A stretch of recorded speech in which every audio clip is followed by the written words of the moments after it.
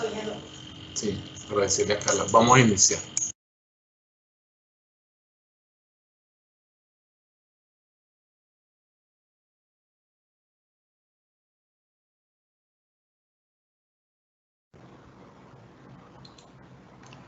Buenos días a todos. Sean bienvenidos a nuestro conversatorio en línea Riesgo Psicosocial en tiempos de COVID-19, lineamientos para las empresas.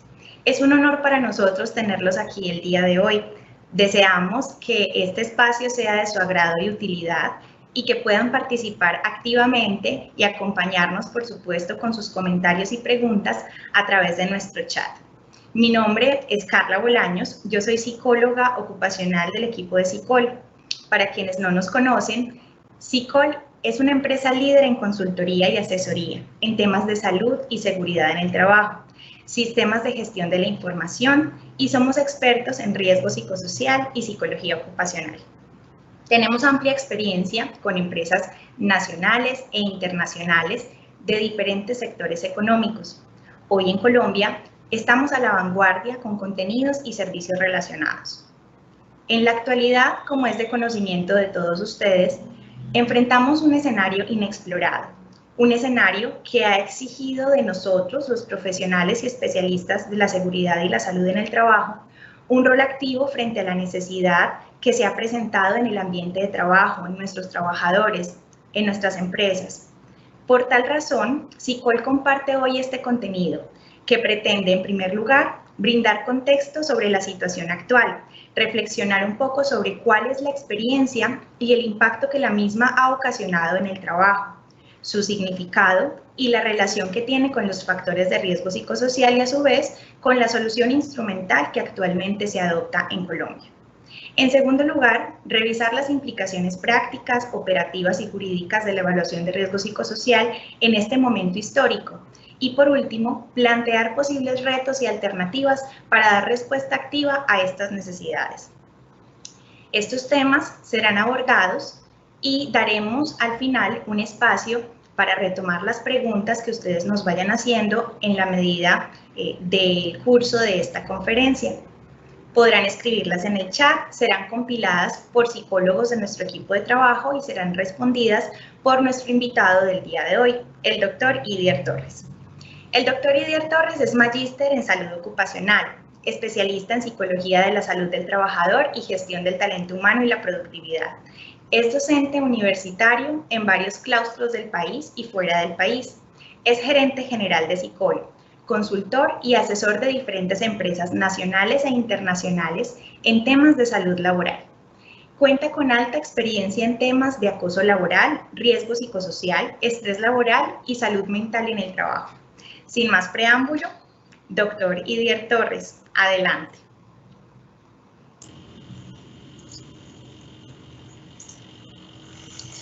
Buenos días, gracias Carla por la presentación, la introducción que nos haces. A todos por estar aquí el día de hoy en este importante, digamos, momento para el trabajo, para la salud de las personas y, pues, por supuesto, para la humanidad.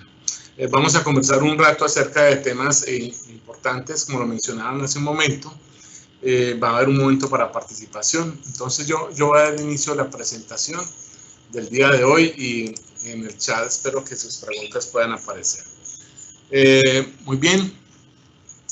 Vamos a empezar diciendo que en el momento actual asistimos a algo jamás visto, a pesar de que en la antigüedad ya y en previos años se habían presentado eventos que llevan a que se limitara la movilidad de personas. Ninguno como el actual ha llevado a que casi la tercera parte de la población mundial se vea limitada en su movilidad, pero también con un alto impacto en temas de salud y en temas de trabajo. La profesora de la Universidad de Bergen en Bruselas nos ha dicho que este es el mayor experimento a nivel mundial, con unos impactos aún todavía por establecer en lo que va a ser la salud mental de la población mundial y de la población trabajadora en particular. Este evento tiene dos ejes muy importantes, uno de la economía y otro de la salud. pero ambos, el de economía y el de salud, tienen directa relación con lo que son las condiciones de trabajo. Y es lo que en el día de hoy vamos a empezar a revisar, es decir, cómo el tema económico puede impactar a las personas. En un momento que creo que no veo la presentación y ya se las pongo ahí de nuevo. ¿Listo? Por favor, me confirma aquí el equipo técnico si ya ven la presentación.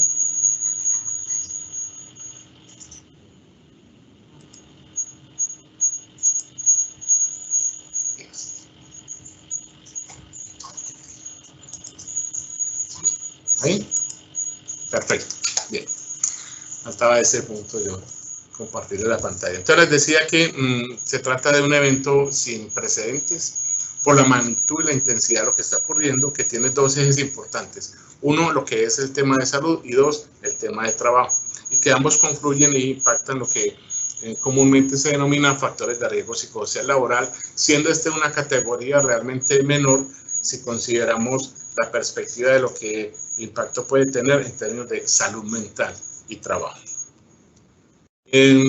Los datos nos muestran que las restricciones en el movimiento a las personas se reflejaron necesariamente en un fuerte impacto en la economía mundial, porque puede observarse ahí en la caída, por ejemplo, en los indicadores macros de la economía mundial.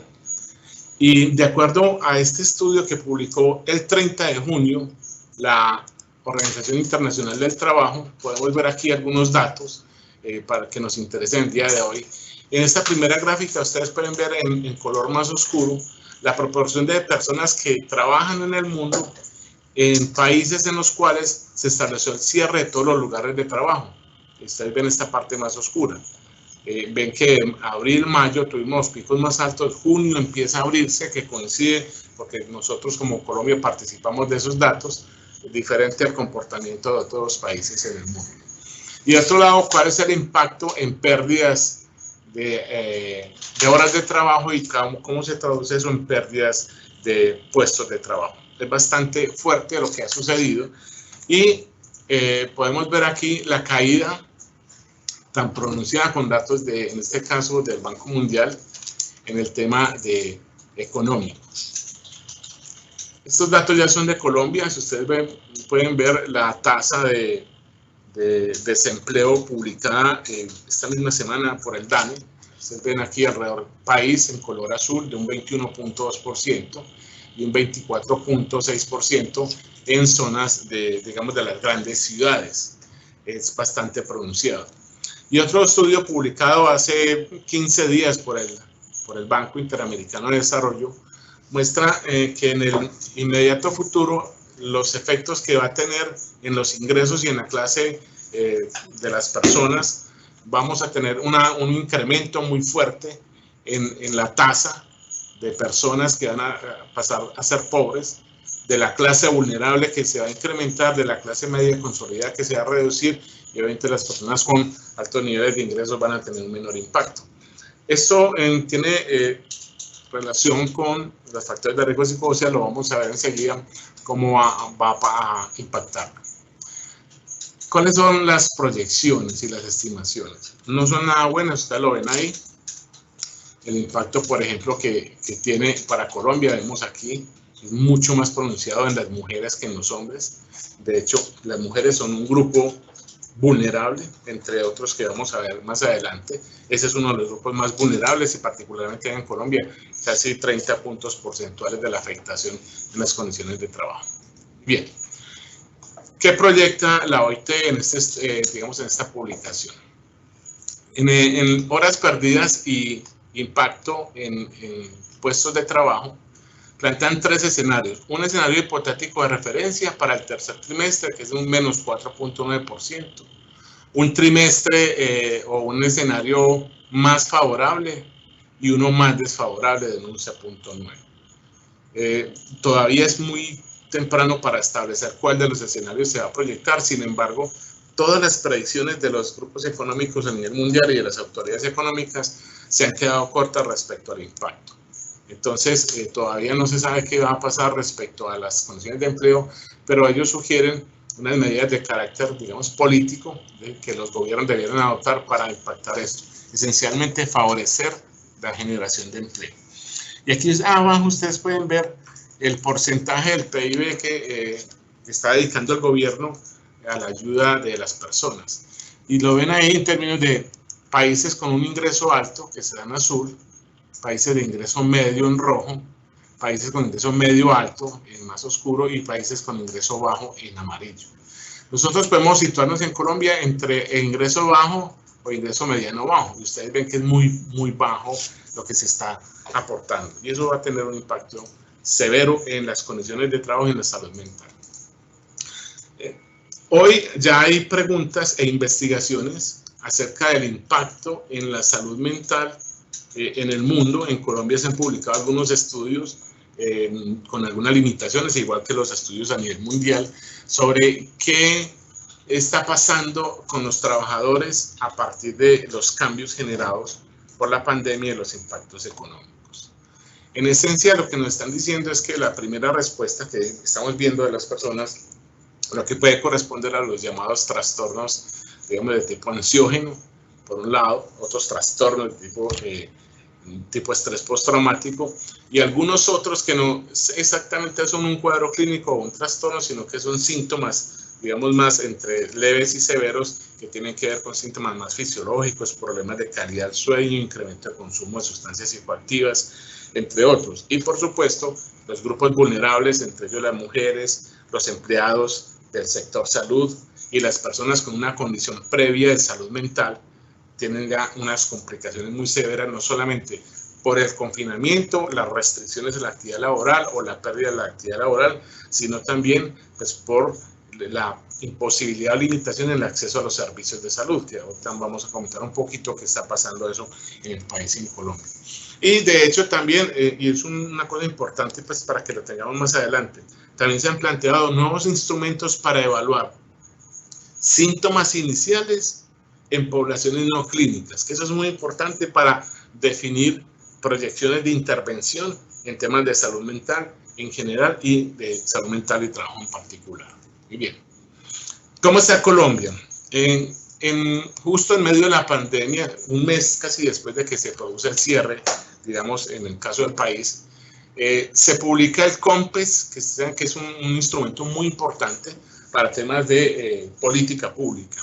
Ese COMPES 3992, particularmente dirigido a la salud mental en Colombia, establece esta política y asigna alrededor de 1.2 billones de pesos para ser ejecutados en los próximos 4 años en temas de salud mental en general y salud mental en el trabajo, pues por supuesto, en una de sus líneas. Hay una cosa importante, y es que este COMPES plantea vacíos muy significativos a nivel de la atención de sectores o de la coordinación intersectorial, problemas de la formación y la capacidad de la fundamentación del equipo técnico, del talento en salud general y salud mental en particular, problemas de acceso y discriminación de las personas con problemas de salud mental y una serie de dificultades. Y establece una línea de acción con compromiso ministerial, y enseguida les voy a plantear qué de esa política de salud mental y qué aspectos el Ministerio del Trabajo va a tener como punta de lanza en el desarrollo y que tiene que ver de la salud mental y que tiene que ver con la evaluación de factores de riesgo psicosocial. Muy bien. Si consideramos la definición de factores de riesgo psicosocial laboral en su amplitud, vamos a entender que tiene 3 ejes como más importantes, lo que es el contenido del trabajo, cómo el trabajo se organiza y el ambiente o el contexto donde este se realiza, fundamentalmente el contexto relacional. Y quiero dejar esos 3 puntos porque es a partir de aquí donde empezamos a ver cómo la pandemia y cómo esta situación puede afectar esos 3 elementos, qué tanto, digamos, el empleador tiene la posibilidad de hacer o no y qué tanto puede uno gestionar o no, ¿cierto? Lo que uno a este momento pudiera preguntarse es, ¿qué nos enseña esta pandemia? ¿Qué nos enseña el hecho de que tengamos casi la tercera parte de la población mundial se haya restringido su movilidad, ahora empezando a flexibilizarse mucho más? ¿Qué nos enseña de cómo las personas responden ante eventos de este tipo? y particularmente, ¿qué nos enseña este escenario respecto a cómo las condiciones de trabajo empiezan a salir del control del empleador? Empiezan a las líneas y las divisiones entre las condiciones de trabajo y las características de la familia empiezan a diluirse y las características individuales empiezan a ser mucho más protuberantes y mucho más protagonistas. Es un escenario que obviamente cambia y las categorías conceptuales e instrumentales que teníamos previamente, la pregunta es si son suficientes ahora y si realmente van a funcionarnos o no. Esa es una pregunta muy importante, independiente de la posición jurídica, porque una cosa es la parte jurídica y normativa, otra cosa es la parte técnica. Y ahí vamos a tener, digamos, algunas diferencias importantes en este momento particularmente de la historia. ¿Qué vemos entonces en términos de contenido, de organización del trabajo y del ambiente donde se relaciona? Estamos viendo cambios específicamente en procesos e infraestructura. Una cosa tan simple como el tema de la logística, que antes se pensaba no tener un stock, ahora hay que pensar la logística en periodos cortos, eso cambia los procesos de trabajo, hay que adaptarse, las disponibilidades en términos de condiciones y elementos necesarios, los recursos disponibles para las personas. El relacionamiento social se ha impactado no solamente por la restricción, sino como eje articulador de lo que el trabajo define y es importante para las personas. Es decir, el establecimiento de un vínculo social. Esta mañana que venía para acá a presentar este conversatorio con ustedes, algunos de los empleados del SICOR, porque nosotros estamos en modalidad de teletrabajo o home office, me decían que parecían niños cuando venían en el transporte, o sea, que lo disfrutaban, era una cosa particular. Yo pensaba, ¿qué impacto tiene? Y son profesionales además de la salud mental, ¿no? Entonces miren el impacto tan interesante, una cosa tan simple de disfrutar ahora, subirse en un transporte, una cosa que era de la cotidianidad previamente o era incluso vivido como un evento adverso, ¿no? Ahora empieza a tener un dimensionamiento distinto y en general las condiciones de vida. En este momento yo creo que el trabajo empezó a ser un eje que define y estructura, alrededor del cual se estructura la vida de las personas, incluso de las familias. Y no lo digo únicamente en función del sustento material, que por supuesto es importante ahora, y eso va a tener unos efectos, sino también que va a ser importante el significado del trabajo para las personas, y lo vamos a ver más ahorita que en dependencia de los grupos etarios, el trabajo va a tener un valor y un significado que va a definir cómo él se involucra o no en el trabajo bajo esta modalidad y estas condiciones. Me explico. Hay una niña hace muchos años me hizo una pregunta además de una profundidad muy alta. Ella me decía, Ider, usted que trabaja en ese tema del trabajo y la salud mental, yo quiero ser algo en la vida, pero sé que no puedo vivir de eso. Entonces yo quiero saber si uno es lo que trabaja. Y yo le dije, ¿por qué? Y me dijo, porque es que yo quiero ser bailarina, pero yo sé que tengo que estudiar otra carrera para poder vivir. Entonces, el significado del trabajo ahora empieza a cobrar temas importantes y va a ser definitivo en un proceso de evaluación de riesgo psicosocial, sobre todo para discriminar qué es del trabajo y qué es de la persona. En el tema de desempeño, realmente, y la recompensa del desempeño, hay cambios importantes. Por ejemplo, los que tenían procesos de compensación variable en términos de función, de cumplimiento de metas y de eventos, eso cae fundamentalmente. Las empresas, para poder adaptarse al tema de los cambios externos, entonces reducen algunos elementos de compensación pues, para poder tener maniobras y posibilidades financieras.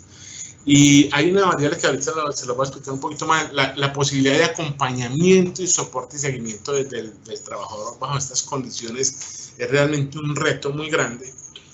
Y los modelos de gestión de lo humano dentro de las organizaciones empiezan a pasar de modelos de mucho liderazgo que soporta y acompaña a las personas a esperar que las personas se autogestionen mucho más y muestren resultados por sí mismas. Y eso realmente es un cambio bastante significativo que no sabemos si realmente todas las personas están en capacidad de hacerlo.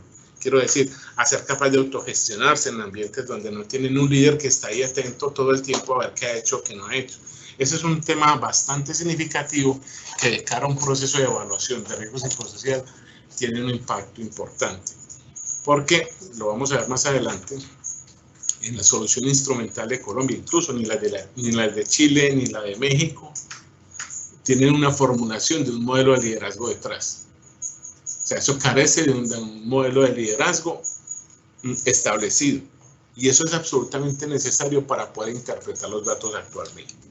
Bien, uno pudiera clasificar, digamos, como los efectos en las personas de dos maneras. Es decir, ¿qué hacen en el trabajo? O sea, tenemos aquí los diferentes sectores económicos, pueden impactarse de manera distinta. Ya sabemos que tenemos uno, digamos, que es de mayor riesgo, que es el tema del sector servicios de salud.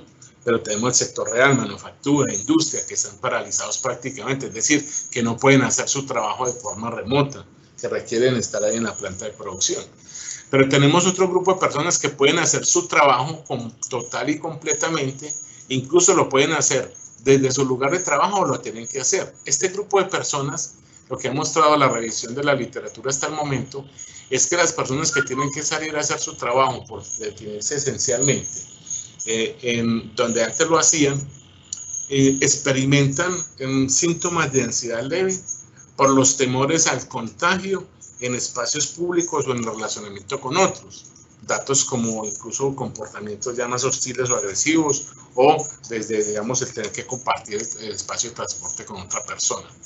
O los que lo pueden hacer totalmente desde casa con las consecuencias, digamos, en la modificación de las condiciones, es decir, el aislamiento, las limitaciones en las posibilidades de seguimiento y control, los cambios en el tema de apoyo y el tema familiar, que ya vemos el ambiente cómo puede impactar.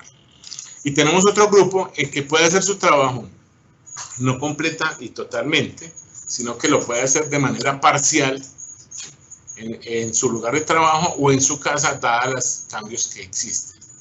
Voy a adelantarme un poco a una pregunta que voy a abordar más adelante de forma directa, y es ¿a dónde evaluar o dónde no evaluar? En principio, los procesos de evaluación tendrían que sentarse en esa primera línea para que hacerse completamente.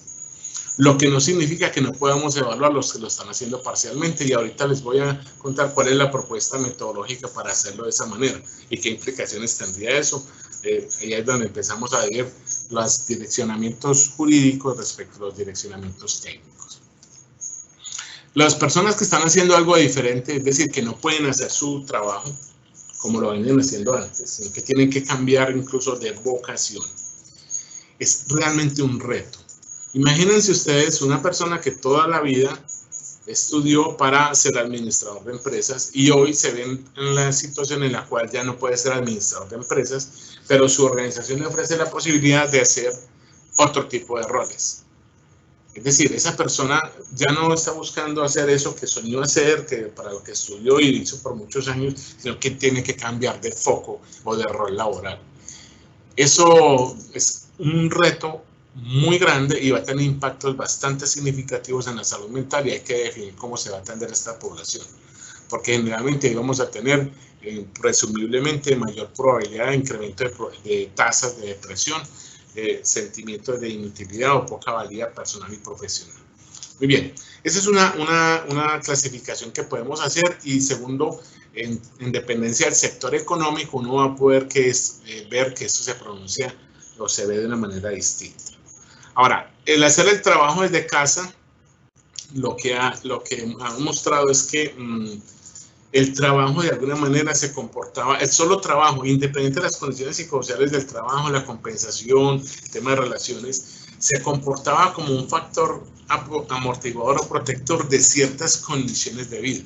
Y eso realmente es bastante novedoso. Quiero decir, el hecho de que yo viviera en un espacio de 40 metros cuadrados o de 50 metros cuadrados, 2, 3 personas, ¿sí?, con ciertas condiciones, el hecho de que tengan que meterse ahí los 3 o los 4 a vivir sin posibilidades de salir, esa limitación en espacio, ese tipo de interacción está haciendo que aparezcan problemas o que se agraven problemas que antes no estaban. Es decir, el hecho de salir y desplazarse hacía que permanecer tiempo por fuera favorecía, digamos, ese tipo de interacciones. Entonces, el tema de las condiciones de vida y la dinámica familiar cobran importancia aquí y un papel absolutamente relevante, y por esa razón y otras que les voy a mencionar. Aquellos donde además de condiciones de vida, espacio físico y dinámica familiar, hay estrés económico, va a ser mucho más complicado. Es decir, ya no solamente me preocupo por lo que tengo que hacer en mi trabajo, por lograr hacerlo bien para que no me despidan, porque ya vieron las tasas realmente la caída en la economía, sino que tengo que lidiar con mi dinámica familiar, con el espacio físico y preocuparme por el dinero. Recuerden que alrededor del 95% de la población en Colombia se encuentra desde la clase media consolidada hacia abajo. Eso significa que alrededor de más o menos 45 millones de personas en Colombia requieren, o por lo menos más de la mitad, requieren trabajar al día para vivir. Y eso genera una presión económica muy fuerte. Resulta que la división entre trabajo, vamos a suponer que este cuadro verde de arriba es trabajo y este es familia, este que está aquí abajo. Las líneas divisorias entre los ambientes de trabajo y de familia empiezan a diluirse. Y lo que uno ve, incluso en comentarios en redes sociales y demás, es que las personas dicen, estoy trabajando más, es decir, la sensación de trabajo más, así hagan las mismas actividades que hacían en el lugar de trabajo, se evidencian de una manera distinta. Y en algunos escenarios, como ven aquí a la derecha, el ambiente externo empieza también a permear la actividad laboral. Es decir, el hecho de que por fuera del lugar donde se vive pasen cosas, o el hecho de tener hijos pequeños, particularmente las mujeres, vemos en el estudio de IT que es un grupo vulnerable, porque estando en la casa de los roles familiares se acentúan más, pero al mismo tiempo tiene que responder por los roles, digamos, laborales y profesionales. Entonces los factores ambientales van a determinar eso, incluso las habilidades digitales. No todos de los que van a trabajar en casa o que pueden trabajar en casa desde afuera tienen las mismas habilidades digitales, entonces eso ya supone un reto, el hecho de conectarse, compartir una pantalla o hacer una llamada y al mismo tiempo enviar correos. Ese tipo de cosas empieza también a ser unos factores, digamos, que se pronuncian y incrementan las condiciones de estrés de las personas. Y las características individuales que se me relacionan con el tema del grupo etario. No se vivencia igualmente el trabajo y el confinamiento en función del grupo etario. No es lo mismo para un baby boomer que para un millennial o una persona de la generación Z el confinamiento. Son escenarios absolutamente distintos, y si además consideramos personas de estos grupos etarios que viven solas, es decir, no tienen una red de apoyo familiar ahí en campo con ellos, entonces va a presentarse más problemas. Bien, ¿qué cambios puede uno esperar en las condiciones psicosociales de trabajo? Obviamente esto es general porque cada sector uno pudiera ver algunas diferencias. Voy a mencionar rápidamente algunas cosas, sobre todo para que lo tengan en cuenta en un asunto que miramos enseguida, y es qué va a pasar con las magnitudes del riesgo, es decir, qué sucede con eso. Y quiero decir, si en las demandas cuantitativas lo que uno empieza a ver, que más mencionan las personas, es el incremento en el ritmo de trabajo, o en algunos incluso en el número de actividades con relación al tiempo, y que las personas empiezan a poner más de su tiempo de descanso para realizar las actividades laborales. ¿Cómo interpretar esa intensidad en el ritmo? Si es un factor, aquí voy a entrar en un tecnicismo, si es un factor de esfuerzo intrínseco o extrínseco desde el modelo de Sigris. Es decir, si se le puede atribuir al empleador el compromiso de la persona, o si es una decisión individual. ¿Y cómo diferenciar eso al momento de hacer una calificación de origen? O sea, ahí nos presenta retos importantes ese tema. En el tema de carga mental, el trabajo remoto dispara absolutamente los temas de carga mental por las mayores preocupaciones. De hecho, la fatiga mental se incrementa, no solamente tanto en los trabajadores que salen, que van a hacer su trabajo donde lo hacían habitualmente, como en aquellos casos en que lo hacen desde casa. La razón es que hay otra serie de preocupaciones adicionales, preocupaciones, por ejemplo, relacionadas con los temores al contagio, o el hecho de tener que tener siempre presente conductas de autocuidado en temas biológicos. Me explico, es decir, me va a acercar mucho, no, me tengo que retirar, o se me acercaron mucho, entonces yo tengo que estar pendiente de que no se me acerquen mucho, si llevo bien la máscara o si me estoy lavando las manos. Es decir, son preocupaciones que antes no estaban, que sumadas a las laborales incrementan el desgaste mental. Las demandas emocionales, pues en el sector servicios, particularmente en salud tenemos, yo no quiero ser ave mal agüero, pero yo en el sector salud vamos a tener, posterior a este tema de pandemia, vamos a tener, digamos, tasas de morbilidad mental nunca antes vistas, porque se están conjugando todos los peores factores, las peores condiciones de trabajo, la intensidad en las condiciones de trabajo, el trato que reciben las personas fuera y la discriminación, los temas salariales. Ustedes ven que eso quedó en evidencia ahora, los temas de contratación, es decir, el sector salud va a ser un tema que nos va a ocupar en los próximos años, yo diría 1 o 2 años, en temas de morbilidad mental asociada al trabajo de manera impresionante, con un agravante. Si ustedes leyeron en detalle el protocolo, la nueva versión del protocolo de calificación de patologías del estrés, se pueden dar cuenta que hay un error técnico al asumir el burnout como un proceso agudo, cuando es un proceso, digamos, crónico, con una latencia importante entre la exposición y la aparición del efecto. Entonces, ¿qué va a pasar con todos esos equipos de salud que estuvieron expuestos, con base en lo que define también el decreto 1477, con esa calificación posterior? Ahí vamos a tener un tema bastante significativo, y no solamente por la calificación, que es, si es el sector salud que va a soportar o está soportando los temas de salud mental, ¿quién va a soportar al sector salud? ¿Quién va a ofrecerle atención mental al sector salud? Ahí vamos a tener problemas muy importantes. Muy bien, el tema, voy contando otras cosas. En el tema de demandas ambientales y esfuerzo físico, pues obviamente las preocupaciones por los agentes biológicos en el lugar de trabajo, pues queda demostrado con todos los protocolos, es decir, el mismo protocolo lo llegan a esos cambios de comportamiento, y va a pasar un tiempo antes de que el esfuerzo individual y el desgaste individual, digamos, pase a convertirse en un hábito que puede disminuir la demanda. La responsabilidad de cargo, obviamente, en los líderes por eso. El tema de las demandas de la jornada de trabajo, ya les mencionaba.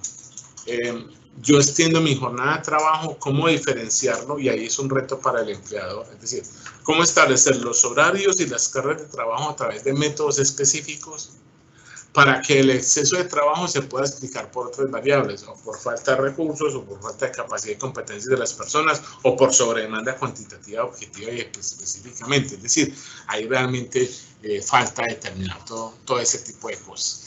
El tema de las oportunidades de desarrollo de habilidades y participación en el manejo del cambio se ven limitadas de muchas maneras, obviamente por la situación misma en que se desarrolla el trabajo, y ni que digamos del tema de desarrollo de competencias duras, no necesariamente las blandas. Ahorita hablaremos de las blandas, cómo se ven afectadas de eso. La compensación, ya les mencionaba, que también se ve absolutamente tocada. El tema de retroalimentación y desempeño es uno de los atributos del líder que se mide de forma independiente en esta solución instrumental, pero se va a afectar muchísimo. Se va a afectar muchísimo porque va a depender de la madurez laboral y emocional del líder y del trabajador. Trabajadores que esperan mucho que se les esté diciendo y que se les guíe todo el tiempo, incluso profesionales, van a sentir de pronto, por imposibilidad material y real del líder muchas veces de hacer ese acompañamiento, ¿qué va a pasar ahí? Muy bien. Y en el liderazgo ya les mencionaba hace un rato, es decir, ¿cuál es el modelo conceptual y teórico que le subyace a la solución instrumental del ministerio en concepto de liderazgo? Si ustedes ven las preguntas, o los que han trabajado un poco más en detalle eso, al líder le pide en el modelo, en la evaluación de Colombia, siempre le piden al líder estar demasiado cerquita de su equipo de trabajo. Demasiado cerca es que si le ayuda a planear su trabajo, que si le ayuda a resolver las situaciones de trabajo, y un poco ahora en la distancia la persona tiene que resolver solo porque no tienen la inmediatez de la manera, a pesar de que tengamos medios de comunicación, chat y demás. Eso lo va a afectar, y eso también cómo afecta el tema de control y autonomía, ¿sí? Es una cosa, digamos, interesante que tenemos que ver ahí.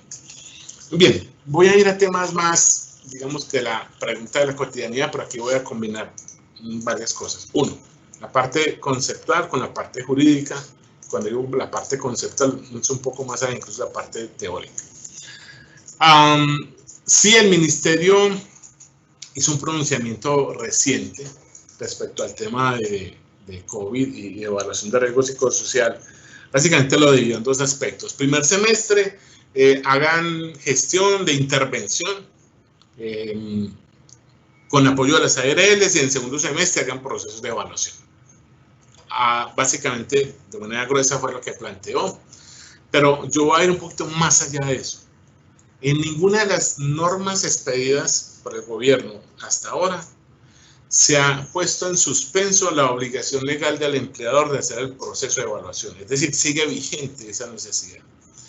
Y vamos a suponer dos escenarios: que el ministerio no inicie una investigación administrativa, pero de cara a un evento posterior, ¿cómo un juez puede determinar que el empleador no lo hizo? Es decir, eso queda al arbitrio y a la interpretación del operador jurídico, y ya será una cosa. Vamos a ver más adelante entonces que de pronto hay algunas cosas. Y en el tema de del COMPES, se estableció por parte del ministerio estos 3 compromisos, y ustedes vean que están definidos para 2020. Y hasta ahora no se ha definido si se mantienen o si se cambian.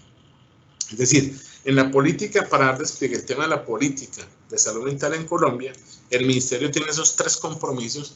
Por un lado, realizar seguimiento a las empresas en el cumplimiento y utilización de la batería de riesgos psicosociales y de los protocolos de guías de intervención. Y dice que es a partir del segundo semestre. Entonces, vean que no ha quedado ni suspendido, ni siquiera en medio de la pandemia, en temas de la política de salud mental lo suspendieron. Igual en el primer semestre, normatividad para programas de promoción y prevención de la salud mental. Recuerden que hay un proyecto que viene hace rato moviéndose ahí en temas de atención en salud mental y trabajo entre el Ministerio de Salud y el Ministerio de Protección del Trabajo. Probablemente sea eso lo que van a sacar. No sabemos si lo sacan ahora o si lo dejan para el segundo semestre. Y finalmente que van a difundir y promocionar todas las estrategias de intervención, lo que llamamos las guías, que ahora vamos a ver que eso, realmente las guías en este momento, una guía es eso, un derrotero, pero al convertirlo a partir de la resolución 2404 en una norma, uno dice, entonces es una guía o es de obligatorio cumplimiento. Eso tiene un problema ahí realmente bastante delicado, que no se puede, es como decir, para todo el que se enferme de una enfermedad X, siempre le va a hacer el mismo tratamiento, porque ya no es una guía, sino que es una norma. Y eso es absolutamente improcedente en salud, eso carece de fundamento. El instrumento del ministerio, la respuesta es sí. ¿Por qué? Porque ya lo volvieron norma, pero yo les voy a mostrar aquí enseguida una investigación que nosotros hicimos al respecto. Entonces, sí se debe usar la misma por temas epidemiológicos y demás, pero aquí nos lleva a pensar algo. Si la realidad cambió, ¿cómo yo voy a usar la herramienta? Es decir, si yo tengo hoy un escenario distinto, ¿cómo utilizo esa herramienta tratando de conservar la calidad de la misma en términos de confiabilidad y validez? Sí, ese es el reto. Y me voy a adelantar. La propuesta es que yo pueda utilizar el instrumento bajo una perspectiva de vigilancia epidemiológica para monitorear aquellas condiciones de riesgo y áreas de trabajo o cargos que lo ameriten hacer. Quiere eso decir, de una vez se los explico, que probablemente no tenga que hacer la evaluación completa, porque no tendría sentido. Máxime si hay empresas que acaban de tener los resultados, es decir, ¿qué sentido tendría aplicarlo completo ahora? No tiene ningún sentido. Seguramente ustedes allá están pensando, o me van a escribir ahora, que entonces, ¿qué pasa con la métrica? ¿Y qué pasa porque el ministerio dijo todo? Pues ahí es donde empieza a dividirse lo que es un direccionamiento técnico, un direccionamiento jurídico. Primero, yo tengo que monitorear las condiciones de trabajo que pueden afectar la salud de los trabajadores. Esa es la principal responsabilidad del empleado. Verbigracia.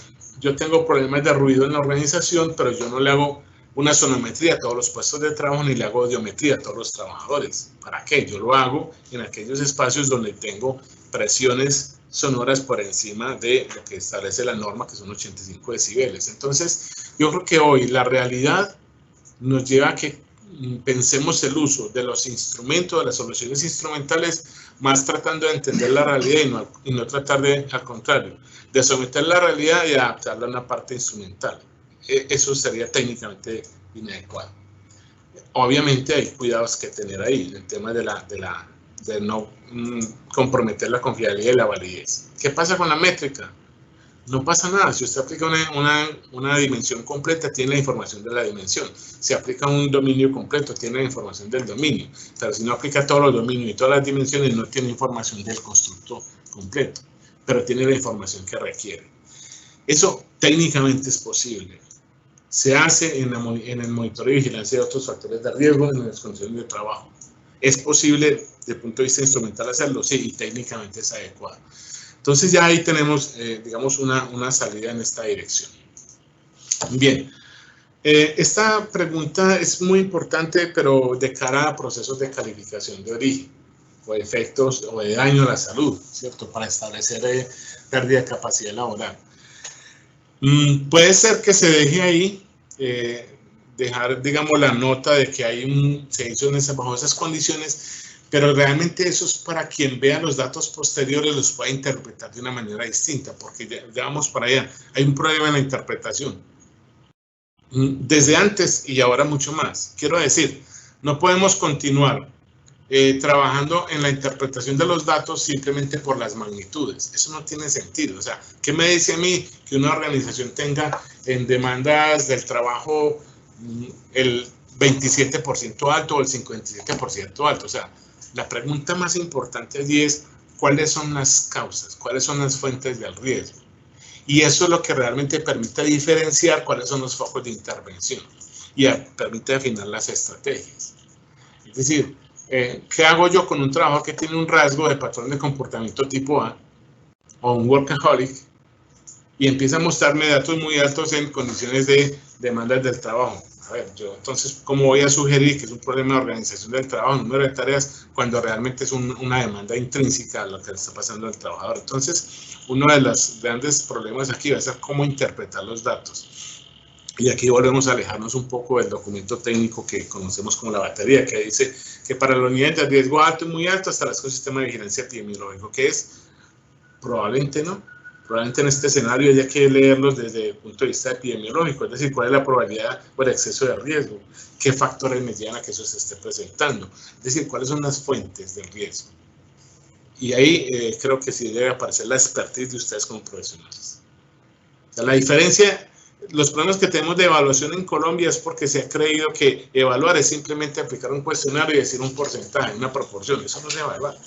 Evaluar es poner en contexto los datos en la condición de trabajo y determinar cuáles son las fuentes para controlarlo y cuáles son las variables que lo van a determinar para establecer un diseño de intervención de la mejor manera.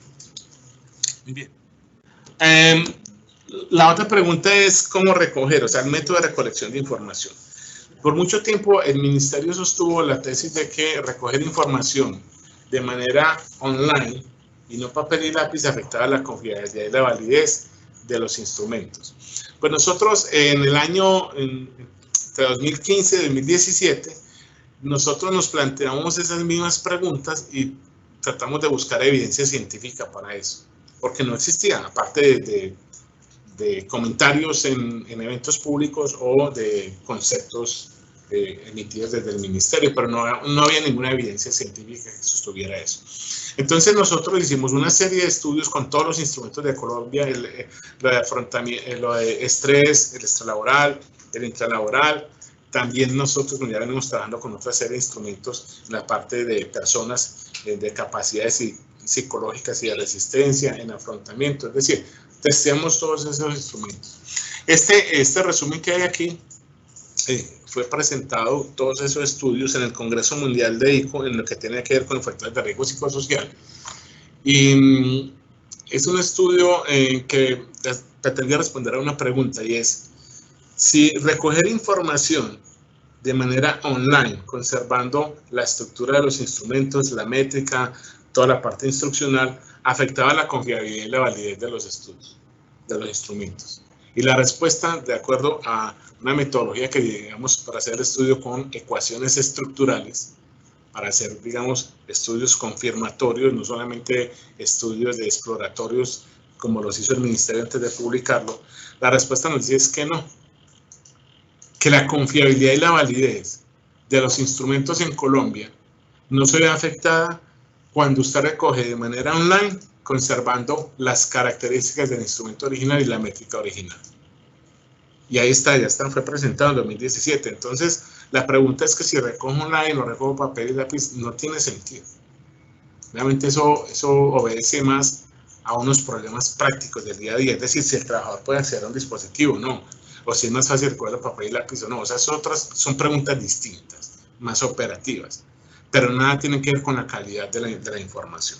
Entonces, es importante que también tengamos ahí. Muy bien. Los riesgos jurídicos, bueno, sí hay riesgos jurídicos inmediatos y hay riesgos jurídicos posteriores. En los inmediatos, ¿qué tenemos? Pues que el Ministerio puede abrir una investigación, no creo que ahora la vaya a abrir, una investigación administrativa, pero los a posteriori pueden ser importantes. En temas de responsabilidad civil, o sea, por problemas de enfermedad mental, que es lo que es las reclamaciones que les decía ahora que van a venirse y que ahí tenemos un reto muy grande de cómo diferenciar eso, ¿sí? ¿Cuáles son los métodos que vamos a utilizar? Esas serían un poco las condiciones, más, yo las veo más hacia futuro que en lo actual, ¿sí? Bien, les decía, ¿cómo interpretar los datos? Es el principal reto. Hay que preguntarse por las fuentes del riesgo. ¿Qué es lo que me explica una magnitud? Y no tomar decisiones con magnitudes. Es decir, con la proporción y los porcentajes, eso no me dice nada. Porque yo puedo tener dos empresas, una empresa en el sector, voy a decir A, que tiene 43% en demandas del trabajo y otro que tiene 43%, pero las fuentes de riesgo son muy distintas, son muy diferentes. Entonces yo tengo que atender es a las fuentes del riesgo, no a las magnitudes. Entonces, para usted interpretar las magnitudes del riesgo, tiene que preguntarse cuáles son las condiciones y las características de ese proceso de trabajo y cómo se está haciendo hoy, dónde están los trabajadores, cómo lo están haciendo y demás. Cuando usted tenga ese contexto, usted puede interpretar de la mejor manera esos datos. De lo contrario, va a cometer errores enormes. Ahora, pero antes también. ¿Sí? Antes también. Bueno. Lo decía, la intervención donde debe enfocarse va a depender de una clasificación de condiciones.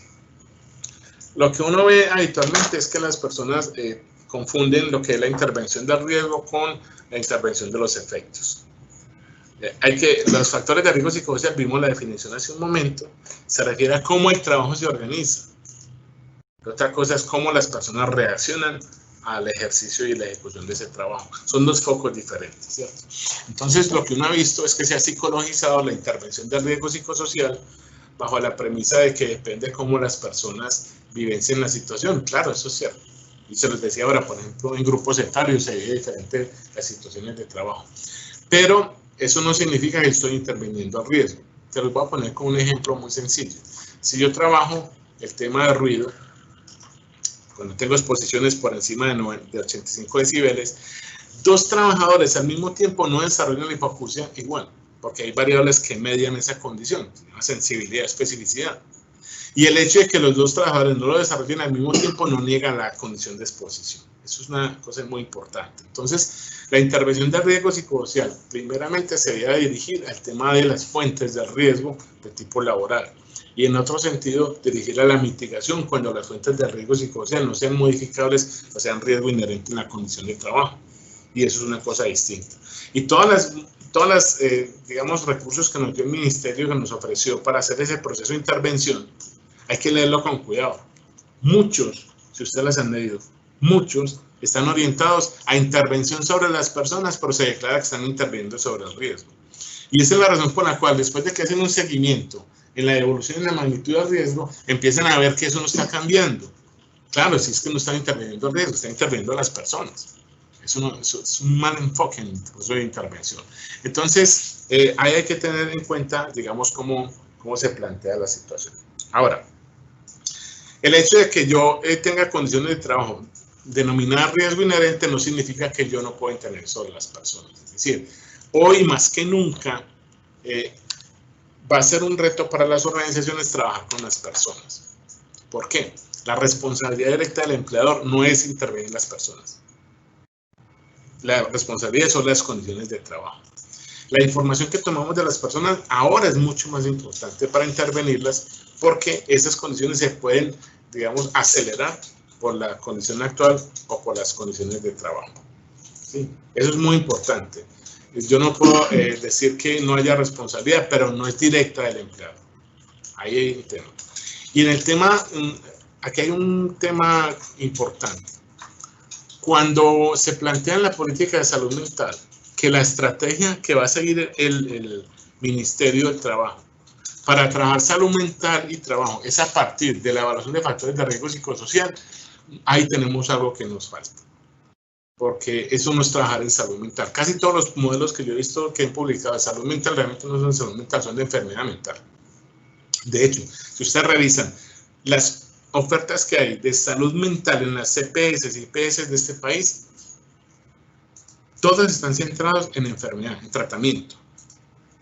Pero el desarrollo de capacidades y fortalezas individuales para promover salud es una deuda inmensa que tenemos. Ahí tenemos bastante. Y hoy yo creo que al empleador le va a tocar meterse un poco más de frente en esa situación de la intervención individual y la promoción de la salud mental si quiere, digamos, avanzar. ¿Cómo puede afectar los resultados en el futuro? Ya lo mencionaba, es decir, desde el empleador, básicamente por temas jurídicos, líderes de abandono, licencia de incapacidad, disminución de la productividad y demás. Pero yo creo que habría que ocuparse más en este momento de lo que vamos a hacer. El estrés, pues sí, de entrada va a salir alterado. O sea, los síntomas de estrés van a dispararse. Eso lo constatan los datos mundiales, Colombia y demás. Ahí sería ir por la vía de trabajar en las personas en desarrollar capacidades para manejar síntomas de estrés, incluso para manejar capacidades de manejo de las situaciones de estrés antes de que cursen a un problema de algo más serio. Y ustedes seguramente han visto un montón de conferencias o charlas que dan, que dormir bien, que hacer ejercicio, que alimentarse bien, sí, todo eso contribuye y ayuda a eso. Pero realmente esta situación puede llevar a momentos difíciles y que es normal que aparezcan. Lo importante es atenderlos con prontitud. Ahora, cada día nos toca hacerlo más a nosotros. La razón es porque de cada 10 personas que tienen problemas de salud mental en Colombia, solamente una recibe atención. En el registro que aparece en CISPRO de las capacidades del talento humano en salud y en el documento del COMPET de salud mental hay una alerta, incluso en el estudio de salud mental de 2015 hay una alerta sobre la capacidad del equipo de salud para trabajar sobre salud mental. Cuando es salud mental, entonces mucho porcentaje de los psiquiatras salen de ahí porque la mayoría están enfocados en tratar los problemas. Y queda la duda si los psicólogos que están formando en el país, los trabajadores sociales y todos estos, digamos, áreas, tienen realmente competencias técnicas para eso. Y en el fundamento del COMPET decía, no se sabe la capacidad del talento humano para tener los problemas de salud mental. Entonces, a nosotros como personas nos va a tocar ocuparnos mucho más fuerte de eso. La vigilancia epidemiológica ya les dice, pero no es que vamos a vigilar todo lo que nos dé alto muy alto. Y ahí también hay una diferencia. Vamos a monitorear, establecer sistemas de vigilancia epidemiológica para aquellas condiciones que realmente sean más lesivas para la salud. Como ustedes vieron, el tema de carga mental se disparó de una manera impresionante. La carga mental sola, la evidencia científica muestra que no le va a producir una enfermedad. No, le va a producir riesgo operacional. Pero si se combina con temas de carga, digamos, de demandas emocionales, con carga cuantitativa, problemas de liderazgo, probablemente. Entonces, en dependencia de la característica del trabajo y lo que ustedes deciden evaluar, hay que montar el sistema de vigilancia. No necesariamente para lo que es alto o más alto. Imagínense usted un equipo de trabajo expuesto a demandas emocionales, vamos a poner el sector salud como paradigma en este momento, y resulta que usted dice que va a atender los problemas de capacidad de información, que porque la dio más alto, y es lo que dio la prioridad. Ese es un estamento de prioridades absolutamente equivocado con ese criterio. Entonces, la vigilancia epidemiológica hoy cobra más importancia, pero con criterios más técnicos. Y si ya evalué, si tengo que volver a evaluar, el criterio que apareció en la norma, mire, cuando salió la resolución 2404, yo estaba sentado con la ANDI en el comité que ellos manejan de salud y seguridad del trabajo, porque a la ANDI le pidieron hacer comentarios acerca de esta norma, y la otra la de salud mental, como es habitual. Justo ese mismo día, estamos discutiendo el punto de con qué frecuencia evaluar los riesgos psicosociales, nos llaman y nos cuentan que la habían publicado. Ya habían publicado esa norma. O sea, ese criterio yo particularmente creo que no puede ser con base en el total de la organización, porque eso también dificulta la vigilancia epidemiológica. Yo creo que eso va a tener que segmentarse mucho más, entre otras cosas porque yo llevo más o menos 20 años trabajando riesgo psicosocial y no he visto todavía una empresa donde no le dé riesgo alto muy alto en algo. No la he visto. Entonces, en este orden de ideas, prácticamente que ese parámetro que establecieron ahí es una obligación. Es como si hubieran cambiado del artículo 11 de la anterior norma, la 2646, lo hubieran dejado anualmente. Entonces, ahí yo diría, hay que interpretarlo y sustentar muy bien técnicamente, porque si da con un operador que interprete la norma de manera muy estricta, muy exégeta, va a tener problemas. ¿Qué tenemos hacia adelante para ir terminando y darle, digamos, la participación a ustedes con las preguntas que puedan haber hecho? Primero, el uso de técnicas de recolección de información de la exposición a las condiciones de riesgo psicosocial, pero también temas de salud mental. Hoy tenemos que recoger información. No hay una intervención individual, hay que recoger. De los nacionales ya les planteé la propuesta de que es posible que lo utilicemos de manera segmentada y en función de la condición de riesgo del trabajo. Es decir, yo voy a adaptar la herramienta cuidando los temas de fiabilidad y validez. Siempre muy importante porque no, entonces para nada me sirve la evaluación. Pero en función de las condiciones de trabajo. Y no al contrario, pretender adaptar la realidad a las características del instrumento. Eso realmente me parece que no es dable en este momento. Entonces, ahí tenemos un reto importante en cómo definir el uso de esas técnicas de recolección de información y cómo manejarlas. Importante eso. Ahora, tiene que tener un fundamento técnico claro. Lo otro es la formación. La evaluación se la dieron a los psicólogos, pero no la intervención. Hay una diferencia importante. Todavía creemos que la responsabilidad en la intervención aún es de los psicólogos. No, miren, los psicólogos, yo soy psicólogo, para que no crean que estamos, digamos, aquí diferenciando. Las posibilidades de intervención de los psicólogos en la manera como el trabajo se organiza, cómo se diseña en el contenido. Generalmente los psicólogos no participamos de diseños de procesos de trabajo. Son los ingenieros de producción, los de calidad, los administradores. Eso sí que tenemos que entrenarlos en qué son los riesgos psicosociales, para que cuando diseñen un proceso, además de considerar la productividad y la calidad, consideren el impacto en las condiciones de riesgo psicosocial. Entonces, la fundamentación técnica de los psicólogos que van a evaluar es absolutamente clave para poder determinar cómo utilizan las herramientas de recolección de información y cómo diseñan los procesos de intervención y vigilancia epidemiológica.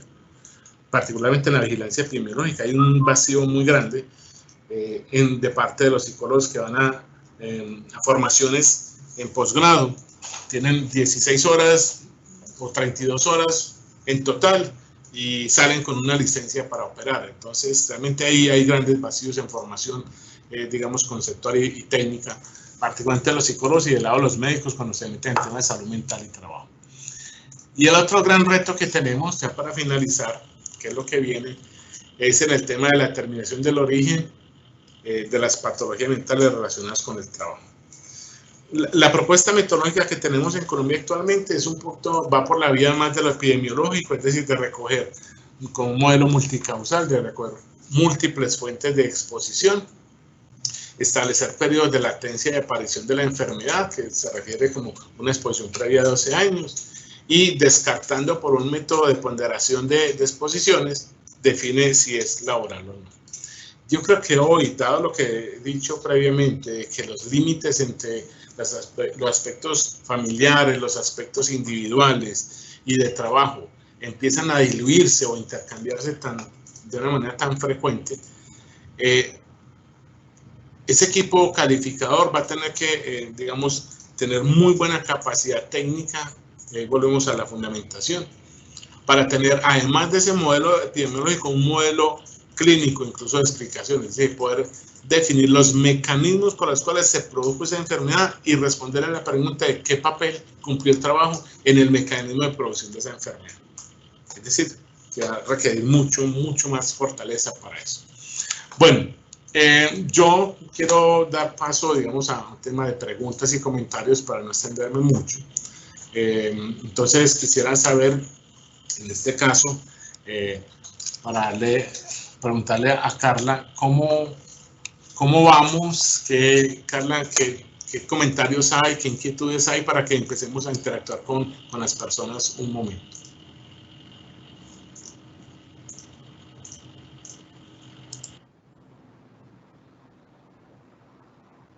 Gracias, doctor Idir. Claro que sí. Bueno, tenemos un bloque de preguntas referente a la evaluación de factores de riesgo psicosocial intralaboral y extralaboral con soluciones instrumentales actuales, específicamente la batería. La primera pregunta, le voy a leer 3 preguntas asociadas a ese bloque. La primera pregunta es, ¿cómo deben ajustarse las soluciones instrumentales a la nueva realidad laboral psicosocial? ¿Deberían ajustarse los criterios de evaluación de este riesgo? Segunda pregunta de ese bloque, ¿cuál debe ser la periodicidad de la evaluación? Si evaluamos en febrero en la empresa, ¿cuándo debería volver a evaluar considerando todos los cambios actuales? Y tercera pregunta, ¿cuáles son las dimensiones y dominios que deberían evaluarse y cuáles no y por qué?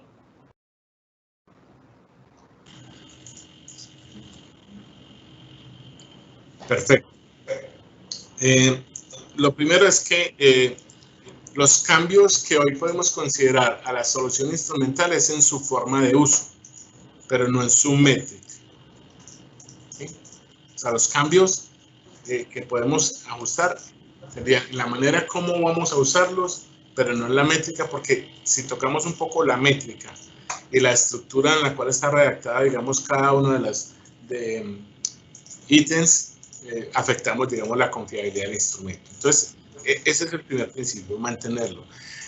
Que sea probable que haya que ajustar algunos enunciados hacia adelante, es probable, pero sería materia de un hecho posterior.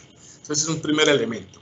Ahora, para ligar con la tercera parte de la pregunta es, yo pudiera tomar en dependencia de lo que yo considere más relevante a juicio técnico del conjunto de dimensiones que puedo evaluar para hacer monitoreo de vigilancia o para ajustar mis estrategias de intervención. Entonces yo pudiera tomar un grupo de dimensiones o un dominio completo en dependencia del análisis de las condiciones y las características del trabajo que me permita recoger información para yo monitorear ese tipo de exposiciones o de los efectos en la salud que puedan estar presentando las personas. Entonces, la pregunta que usted me hace en el centro es decir, si yo evalué hace poco, si debo volver a evaluar ahora o no. No hay una respuesta, digamos, general porque no existe, digamos, un estándar aplicable a todas las organizaciones. Por eso mencionaba ahora que lo que plantea la resolución 2404, que entre 1 y 24 meses, 1 año y 24 meses o 2 años, va a depender incluso del tipo de empresa que yo tengo. Porque puede ser que yo tengo, en general la empresa no me dio alto, pero yo tengo un grupo expuesto a una condición absolutamente lesiva y a lo mejor tomar información cada 2 años es una ventana de tiempo que va a permitir que aparezcan, digamos, los efectos adversos y nocivos en la salud. Entonces, si nos atenemos al criterio jurídico, evaluación 1 año en febrero, o en este febrero, entonces espere, digamos, mínimo 1 año en dependencia del resultado o 2 años en dependencia del resultado. Eso sería lo más práctico y de lo jurídico. Pero técnicamente la pregunta es otra. ¿Será que la nueva condición de trabajo los llevó a una exposición que rápidamente les puede generar un efecto adverso? En ese caso, la decisión sería entonces tome datos e información de esas condiciones de trabajo actuales que usted necesita para monitorear la condición de salud de los trabajadores y las condiciones de trabajo. Okay.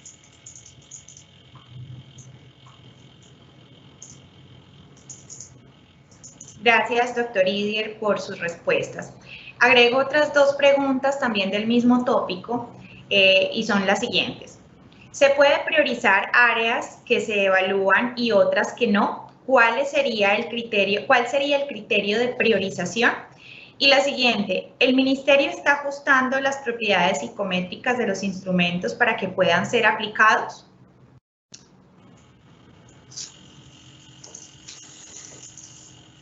Bien. Con relación a la primera parte que se vincula con la anterior respuesta que di, un primer criterio es determinar a qué condiciones nuevas de trabajo o qué condiciones de trabajo anteriores, ahora digamos intensificadas, están expuestas las personas.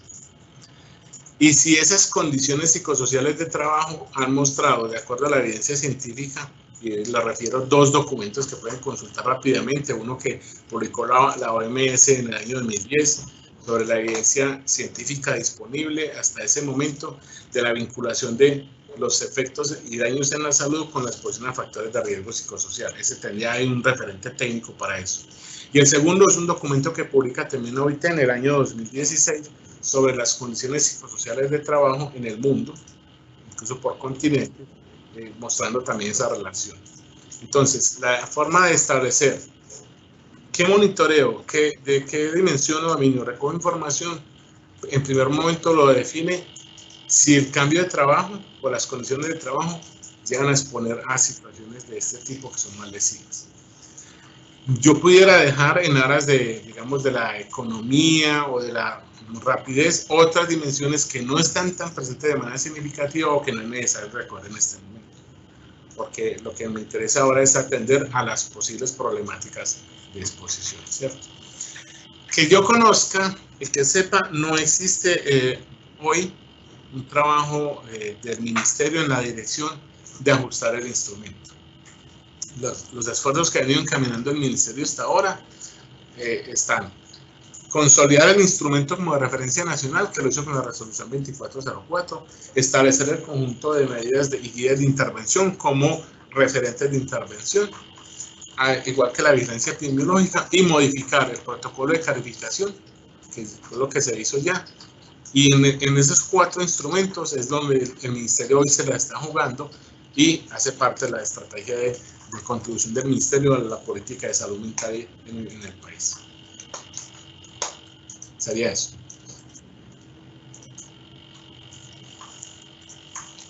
Gracias, doctor Idir. Segundo tópico de preguntas.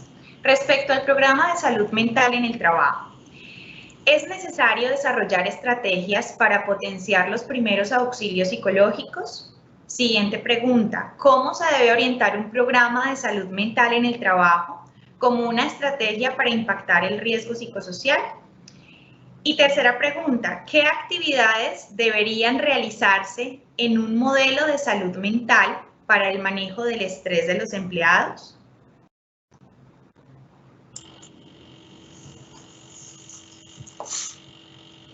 Ok, bien.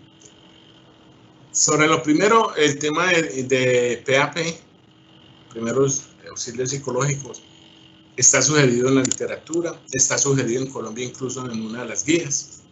Es decir, eso se da por descontado que eso tiene que ser parte, digamos, de un programa. Los programas de salud mental en el trabajo tendrían diferentes ejes y diferentes actores y responsables, ¿cierto? Uno puede decir, un primer actor y responsable sería el empleador. Y miren que como vamos a hablar de salud mental, ya no empezaríamos por la evaluación de riesgos psicosociales. Empezaríamos por el diseño de los procesos de trabajo. Es decir, dentro de los criterios del diseño de los procesos de trabajo y de los cargos, tener claro cómo esto puede impactar la salud del trabajador. Dentro de los procesos de selección. Es decir, ahí desarrollar una serie de estrategias y acciones. Desarrollar capacidades en el trabajador de fortaleza, resiliencia y desarrollo de emociones y experiencias positivas. Ese sería otro eje. No tomar información para salud mental y trabajo de los registros de morbilidad, es decir, de los de ausentismo. Eso me serviría para el sistema de vigilancia y de pronto para considerar acciones preventivas, es decir, en aquella población que no ha desarrollado el efecto antes o hasta ahora no ha desarrollado. Eso sería. Ya definir todo el programa de salud mental equivaldría a desarrollar lo que es en el eje del empleador, en el eje digamos, de las personas y en el eje del sistema de seguridad social. Cómo articular todo ese proceso.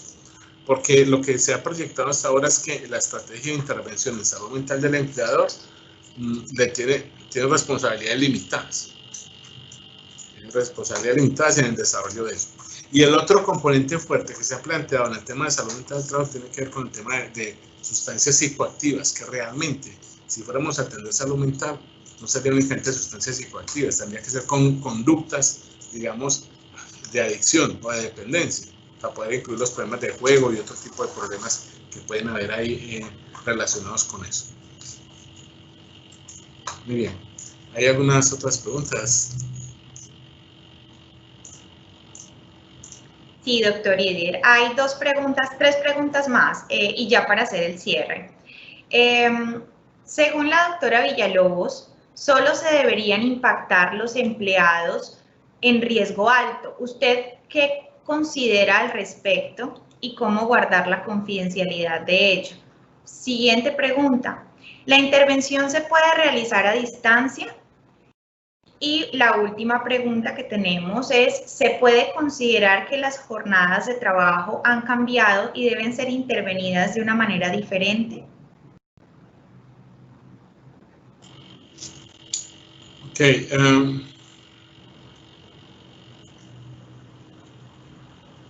Voy a empezar por el tema de las jornadas de trabajo. O sea, cuando se habla de jornadas de trabajo, no es lo mismo un mercado en desarrollo, en plena economía, donde, digamos, en una situación de pleno empleo, puedes llevar a que un trabajador, digamos, jornadas de trabajo extensas, va a tomar la decisión de cambiar rápidamente de empleo. Cuando hay una caída en el empleo, los incrementos en la jornada de trabajo aparecen generalmente asociados a una forma del empleador de buscar tener mayor rendimiento y mayor productividad para poder tener, digamos, sostenibilidad en un mercado difícil, ¿cierto? Entonces, si atendemos esa realidad, uno diría, atendamos el tema de jornadas de trabajo y atendamos la manera como las personas están experimentando los efectos de las jornadas de trabajo. Sobre el tema de intervención y los mecanismos a través de los cuales se pueden hacer y la pregunta referida al criterio de selección de la población a intervenir.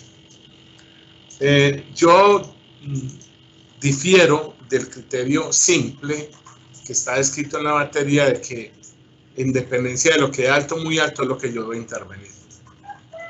Y difiero por razones técnicas y epidemiológicas. Es decir, la evidencia científica nos muestra que a pesar de que una condición de riesgo no de alto, muy alto, puede ser muy nociva o peligrosa. Permítanme, le pongo un ejemplo. Yo puedo tener aquí en la mesa un vaso lleno de agua y tengo un vaso lleno de una sustancia química, es un corrosivo, en menor proporción.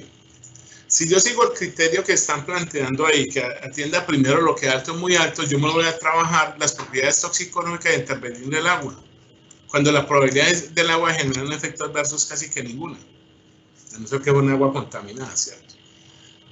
Pero dejo de lado la sustancia corrosiva, la sustancia química, porque me dio más poquito, pero la probabilidad y las condiciones toxicológicas de esa sustancia de generar un daño es muy alta.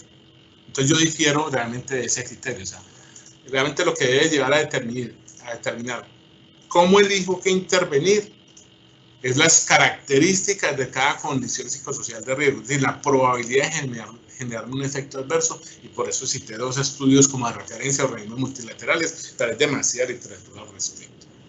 Ahora bien, el uso de metodologías diversas para interactuar con personas y formar. Ya pues creo que eso está establecido y se ha convertido en una norma. La APA incluso había publicado hace muchos años un documento de guía de intervención psicológica a través de medios remotos, cuidando, en ese momento se preocupaban más era por el tema de la confidencialidad, porque daban por descontado que la parte técnica estaba en manos del profesional. Entonces yo creo que las formas de responder a cómo intervenir, los medios online pueden servir, lo que pasa es que también tienen limitaciones, ¿cierto? Limitaciones cuando yo pretendo desarrollar otro tipo de cosas que requieren entrenamientos. Entonces, se pueden usar sí, pero hay que tener claro los alcances y las limitaciones de ese uso de esas herramientas. Bien, cuéntame si hay alguna otra inquietud.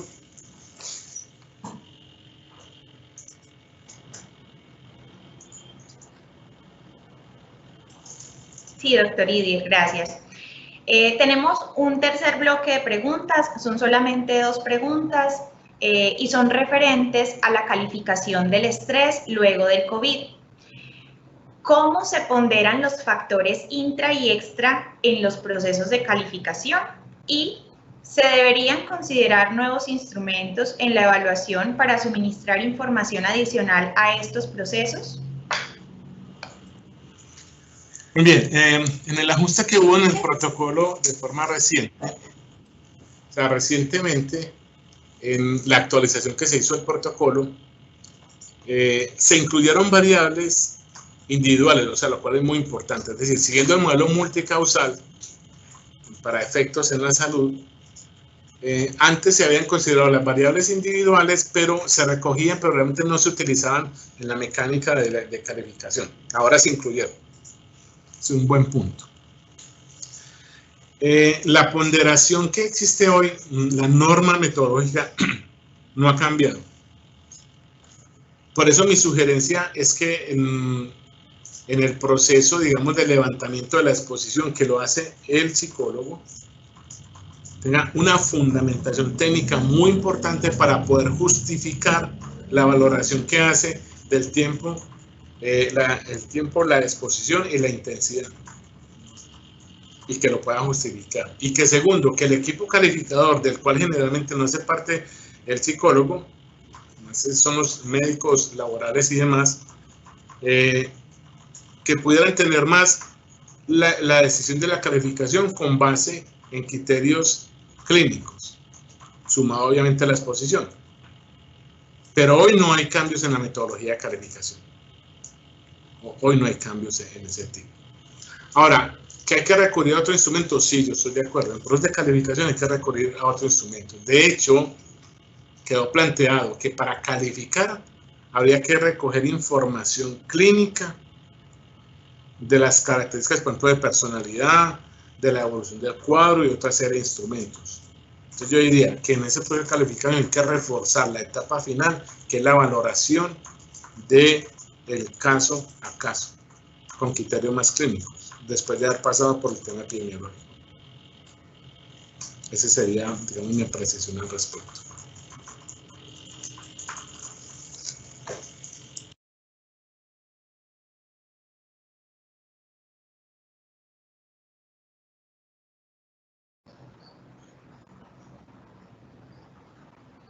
Doctor Didier, muchas gracias por su respuesta. Muchas gracias por acompañarnos el día de hoy. En nombre de los participantes y en nombre de SICOL, le agradecemos por acompañarnos el día de hoy, por brindarnos respuesta a estas inquietudes que resultan de mucha utilidad para todos nosotros ahora que nos encontramos en este escenario lleno de retos y oportunidades a su vez. Entonces, mil gracias por acompañarnos hoy, doctor Didier. Le cedo la palabra para que pueda despedirse de nuestro público.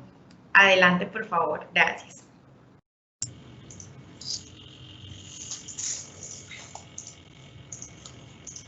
Bueno, muy bien. No, a usted, Carla, y a todos los que participaron en el evento, muchas gracias. Este es un tema bastante, digamos, importante hoy y de mucha actualidad, pero sobre todo de mucho reto. Creo que es un primer momento, esperemos que tengamos la oportunidad de compartir otros para profundizar en estos temas y poder, digamos, contribuir a la situación actual del país en alguna forma. Muchas gracias, un feliz día.